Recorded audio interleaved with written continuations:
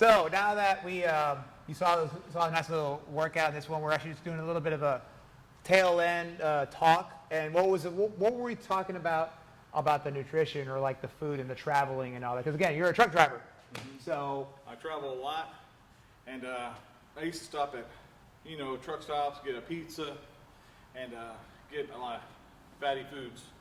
Well, I decided to start carrying me a bag with bananas, fruits, vegetables, and protein bars, and it's making a difference. And I feel like I have more energy. Yeah.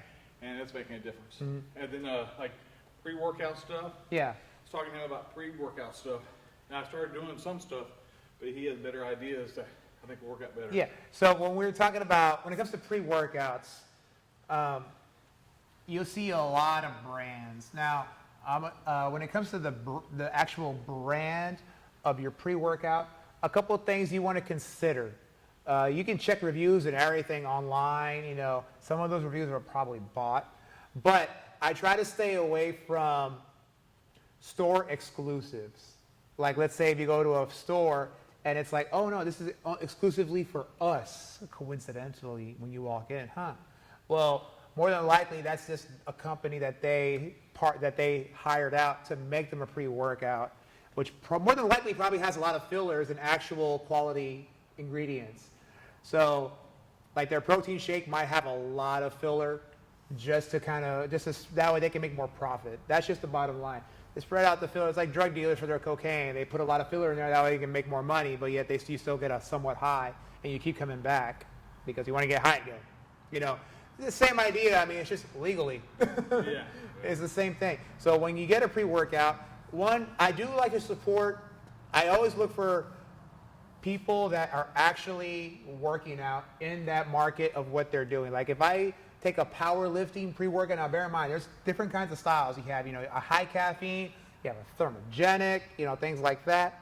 You got to make sure you got to know what you want to do first. Like high caffeine is really good to get your blood flowing, to get ready for a weightlifting workout. If you do a high caffeine or a caffeine workout, you can do a low caffeine workout. You can do a low caffeine pre-workout if you're doing kind of a cardio conditioning, but not like a high caffeine, because that's kind of counterintuitive, because it's like, hey, I'm taking a high-end pre-workout, but I'm also doing a high heart rate cardio workout, and you're just killing yourself, doubling the work, and you're not really getting the full benefit, and your drop down when you sleep, it's just going to be really bad. You know what I mean? Like your recovery is going to be worse. You're probably going to feel worse the next day or throughout the day. Your crash is definitely imminent. It's going to happen. It's just going to be terrible.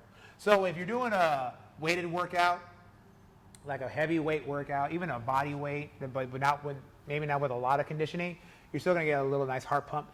Check the caffeine levels. Make sure you can take it from your doctor if you're even prescribed to. And measure your weight. Make sure you're taking enough to support your body weight. And make sure you have enough time to let it get out of your system. A lot of times where we're talking about, I take a pre-workout at night or in the middle of the day, that way I can have the rest of the day, because I know I'm going to be doing a lot more in the evening time from like 4 to 5 o'clock on until I go to bed around 9, 10, whatever, whenever you go to bed. You want to make sure that you have a way to exhaust that pre-workout out of your system. Otherwise, you'll be up at 6 or 1 in the morning, wondering what sharks are doing in the middle of the night, things like that. 1, 2, 3 o'clock yeah. in the morning. Sooner or later you go down a YouTube wormhole. You're like, I didn't know that about otters. Interesting. And then the sun comes up. Exactly. Yeah, I've made that mistake throughout the years, and I'll tell you right now, I've learned. So if you're doing a weighted, like a heavy bodybuilding workout, if you want a good high caffeine burst, that would be the way to do it. But if you're doing like a cardio workout, something on the lighter end, or a thermogenic. Now, thermogenics really, honestly, only get your core temperature on fire. That's all it does. A thermogenic is just going to make you hotter. But that is good for people, especially if you're in the colder regions. If you need to get a good sweat, that gets your core temperature up to sweat. You know what I mean? That's the way that's worked for me. Every time I've taken a thermogenic, I just start piss pouring sweat. But my heart rate never really goes up. And actually, my heart never really goes up on anything. I just feel my blood flow open. I feel like my pores opening, and I can feel my brain like kicking into gear. Okay, because some people feel that anxiety feeling when they take a pre-workout, like I got to do something. That's just the jitters. That's just your body responding to the caffeine, trying to exert it. if you're more than likely, if your heart rate is like popping up when you do that, you're not quite used to that much caffeine or that much of a pre-workout. So you have to go with a lower dosage, even cut your scoop down a bit. That way you can build yourself up, because a lot of times people get jitters or like, I get so jittery. It's like, I don't get jitters. I can drink coffee and go to bed. You know, that's just the truth. I'm so prone. I did pre-workout so much. I've done, when I was younger, I would shoot Red Bulls left and right. I haven't had a soda in like almost 10 years. So I don't drink soda anymore, or a Red Bull at that. So it'll be almost 10 years, and I don't need to. You know, there's other stuff that'll help you with that. You know, as long as you just do it naturally, because then when you get used to doing stuff so unnaturally, that's all you're used to, and then you think nothing else works. Well, it's because you haven't given your body a chance to respond that way. Sure. You know, so you always want to make sure you have a clean system, things like that. But again, if you're doing a heavy pump workout, a higher end caffeine will do you good. If you're doing a cardio, a lower end caffeine based workout. If you need to get a good sweat, like I said, if you have trouble sweating, and either in the colder regions, or if you're just not going to move as much. Let's say you want to sweat while you get a good powerlifting workout, bodybuilding workout. A thermogenic will do the good as well there. You know, things like that. Depends on your conditions and how you can handle things. Everybody responds differently. You don't even have to take what I say for granted. Take it with a grain of salt. It varies in every way. But we're also talking about the multivitamins. So. And as much as the illusion of a multivitamin would like to help, honestly, all it does is help you pee better. And when I told them that, I was like, it's a placebo thing. It's just really, really good marketing. It's really good marketing. You know, like if you ever see like the Flintstones vitamins, they do those for kids. That I understand. But you only see an older generation taking a multivitamin only if you're having trouble peeing. But if you have something specific, like if they say, oh, you got an iron deficiency, or you need some B12 to kind of pick you up, just take those. Don't like mix it with anything else. Just take a straight, fish oil if you need it, B12, vitamin E, D, whatever it is, whatever it is you have a deficiency in, take that just a supplement for you. Even there's animal organ pills that can solve all those problems for you too. And it's actually a lot healthier. So, but you gotta do your own research. This is all the research. This is me collaborating with other gym owners and trainers, and this is like all of us doing our brainstorming, giving our opinions and everything. But the good thing is we don't step on each other's toes. Be like, no, that doesn't work. No, we like to hear information, because then again, they come from a different walk of life. Like I have a guy that's a big bodybuilder. He does things differently, but then he knows where I'm coming from because he sees it. And he doesn't neglect it. He doesn't like just say his way is the right way just because he's used to it. He understands everybody's different, But now when we talk about food and nutrition, like let's say he's on the road, he carries his. We're not promoting this company or anything like that, but we're just promoting the idea and the concept. Like it's thermal. You can put your stuff in there, your storage. I like to pre-make my meals throughout the week, except for Sunday. Pizza is on me on Sunday. That is just hands down. But I've been very disciplined these past few weeks about only eating my meals and a meal replacement shake, like another vegan protein shake on top of that, just to be filled. I've been very disciplined for 2 weeks, maybe. Oh yeah, it'll be 2 weeks today actually. After I eat the last meal tonight, 2 solid weeks, and I went from 181 to 166 as of last night. Wow, that's amazing. And that's just from 2 weeks. That's just in 2 weeks. But I've been super, super disciplined. And like last night, my wife was super busy. She got a Whataburger, so here I am eating my healthy meal, and she's eating her burger. I'm just like, it's like, it's okay. That's all right. Tomorrow, my Sunday, that's all me. I get to have my pizza. I've been actually, another thing that I have done, besides having my meals, I haven't taken in any sugar. Like I haven't had any, I love chocolates. I used to eat a lot of bad candy all the time, like Airheads, whatever. I used to eat a lot of candy. Starburst was my best friend, things like that. For 3 years now, I've only had Hershey's Kisses as a chocolate candy. And that's all I've eaten for 3 years. Wow. Like a couple, or I got real bad. But I haven't had that in these 2 weeks. And just with that, plays a big part. That sugar, that with the non-sugar intake, I can tell the drop in the weight and size and everything. So I went from 181 to 166 just in 2 weeks with a Sunday moderated eating on the cheat on. And I hate to use the word the cheat day because then people tend to go all out in the buffet and everything. You know, I try to limit my calorie intake for what I'm eating, but I enjoy it. So let's say throughout every day this week, I've consumed less than 1,000 calories, but I spread it out. But I'm also going into a deficit. But when I do my happy days on the eating, I'll consume maybe 4,500 calories on a cheat meal. Oh, okay. On a cheat meal. But I burn 4,000 calories a day doing content with Mr. Steve and working out on my own time, and then coaching the classes and all that, and coaching my classes and working with my clients and everything. I'm still actively moving. You know, I still get 20,000 steps a day, if not more.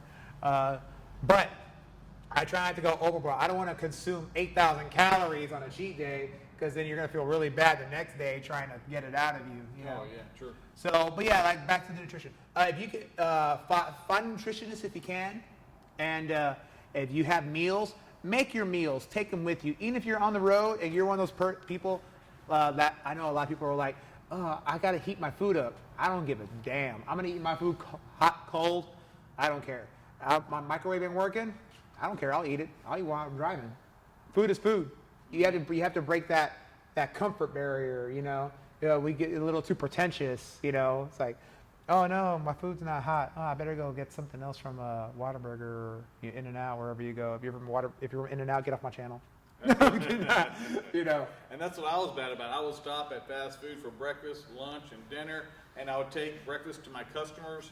I would go out to lunch with my customers, and yeah, you know, you order some tacos, you have 2 or 3 yourself, and you take the rest of your customers. Yeah. And I did that all the time. Yeah. But you know, that was also, you know, at a different point in time, and then you know, come to realization, you know, it's one of those things, you can still provide that for your customers, but you don't have to eat it. Exactly. Or eat less. Yeah, yeah. You know what I mean? Yeah, what I did last couple of times, Yeah. I would get like 2 eggs and 2 pieces of bacon, and that was it. Yeah. No tortillas. Not eat it. That was good. Yeah, so you know, another thing's been working for me is with my meals, and so like I say, for 14 days, 14 days, I've had my meal. Maybe I'll put an egg on it, and my vegan protein shake with it. I actually drink a lot of water first. I will take my vegan protein shake, and then I go to the meal. And I'll tell you what, just with that, even with that right there, it's still maybe 300 or 400 calories. And with that, I am full for hours. You know what I mean? Oh, yeah. The reason I drink a lot of liquid or have my vegan shake first before I have my meal, because I'm tricking the body and the brain to thinking I'm automatically full. Because your stomach automatically registers there's stuff in the tank. There's food in the tank. It's what it registers as. It doesn't know what it is, but you're tricking your body into thinking you're full. It's not a bad thing. It's actually a really good thing. So I do that, and I actually have more longevity when I eat my next meal. I'm not super starving, and I know I'm not gonna go crazy. Like, you know what, screw that. Give me this. You know, so it's in control. And that's another thing you can do if you ever have trouble eating. Chug a bunch of water before you eat, like whatever it is you're eating, and you'll feel a difference. You know, granted, if you're like me, I pee all the time. You should be anyway. If you're peeing a lot, that means you're getting stuff out of your system. Yeah. If not, go see a doctor. Yeah. But yeah, like I say, water is always your good friend. And then we were talking about the supplements, the pre-workouts and everything.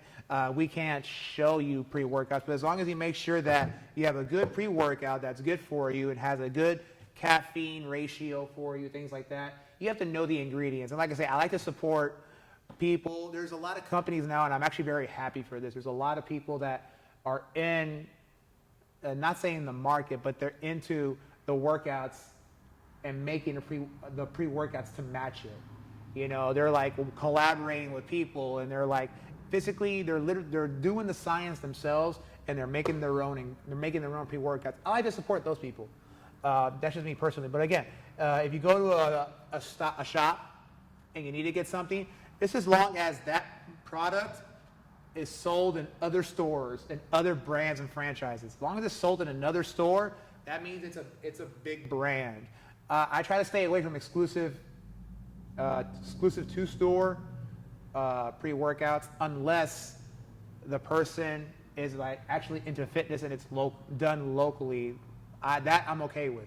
But if it's like exclusive to the franchise brand, I'm kind of iffy about it. But unless he knows what I'm going through, I won't buy it. If that makes sense. Does that make sense? Yeah. And again, like we were talking about the Thermogenics. You know, Thermogenics. Again, make sure the content matches what you need to getting you into a good sweat. Bunch of water. Always water. Never take anything else. And, you know, you can have like an electrolyte drink. Stay away from those like Mio spray things. Those things are just trash. What is it? Those like little spray things for the flavor. squirt? Yeah. Oh, Stay yeah. away from those things. Those things are just awful. I don't know why people would make that. I get it. Yeah, they're made for marketing. It doesn't do anything better for you, but make you feel better in your brain. It's trickery. Don't do it. Protein bars. Just make sure that the protein bar has good content and you're able to, if you can understand all the ingredients in that bar, like if you can read all the ingredients and you know what they are, like if it has like some weird, like crazy like this, like I know everything on the supplement fact. I know what's in this. So I know I trust it. But if there's a lot of things that you have, like, if you got to look up a word, don't buy it. Plain and simple, you know? Good idea. Yeah. And that's how it is with my vegan protein shakes. I know every ingredient in there. I can see it. I'll buy it. So if you can read everything and understand it without having to go look on your phone and look it up, if you have to look it up, don't buy it. Just pass it, you know? Very good idea. Yeah. Awesome. Well, I hope that helped you all out for this segment in our video for the T-Rig channel. Again, don't forget to like and subscribe, share, show some love, let us know how you're doing, and then we'll keep pumping out more content. So we'll see y'all next time.